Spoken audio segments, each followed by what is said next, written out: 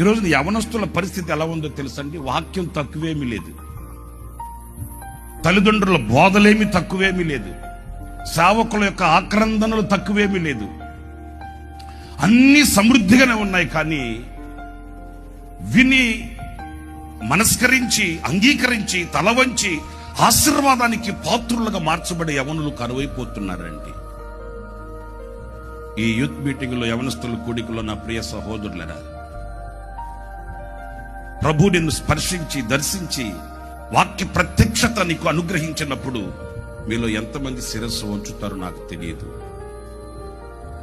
మీలో ఎంతమంది అంగీకరించి అడుగులు వేయడానికి మిమ్మల్ని మీరు ప్రతిష్ఠించుకొని దేవుని వాక్యానికి మీ జీవితాన్ని అప్పగించుకుంటారో నాకు తెలియదు. లేదు, స్నేహితులతో వచ్చామని భుజాల మీద చేతులు వేసుకుని యేసయ్య కార్చిన రక్తాన్ని కాళ్లతో తొక్కుకుంటూ వెళతానంటే చేసేదేమీ కూడా లేదు. దేవుని